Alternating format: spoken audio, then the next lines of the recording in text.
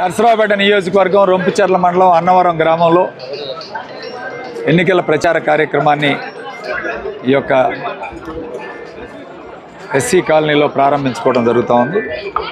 ఈరోజు ఎస్సీ కాలనీలో చర్చిలో ప్రార్థనతో ఎన్నికల కార్యక్రమాన్ని ప్రారంభించి, రొంపిచెర్ల మండలం అంటే వైఎస్ఆర్ కాంగ్రెస్ పార్టీ కంచుకోట మొదటి నుంచి. ఈసారి గతంలో 10,000 చిల్లర మెజార్టీ రావడం జరిగింది ఈ మండలంలో.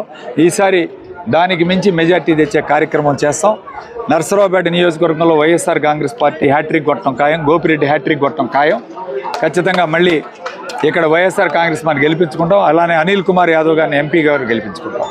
ఈరోజు పెన్షన్లు ఇచ్చే కార్యక్రమంలో భాగంగా ప్రజలు ఎంత ఇబ్బంది పడుతున్నారో చంద్రబాబు నాయుడు ఇవాళ అర్థం చేసుకోవాలి.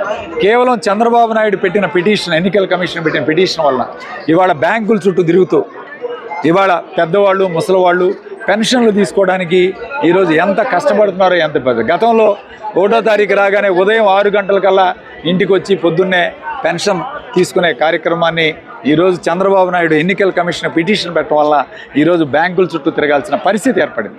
ప్రతి పేదవాడు, ప్రతి పెన్షన్దారుడు కూడా ఈరోజు చాలా ఇబ్బంది పడి తిట్టుకునే పరిస్థితి.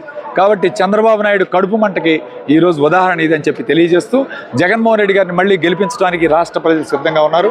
ఖచ్చితంగా మళ్ళీ ముఖ్యమంత్రి అవుతారు. జగన్మోహన్ రెడ్డి గారిని గెలిపించుకొని మళ్ళీ ముఖ్యమంత్రి చేసుకుంటామని ప్రజలు ఈరోజు ఘంటారావంగా చెప్తా ఉన్నారు. నర్సరావుపేట నియోజకవర్గంలో హ్యాట్రిక్ కొట్టడం ఖాయమని చెప్పి తెలియజేస్తాం.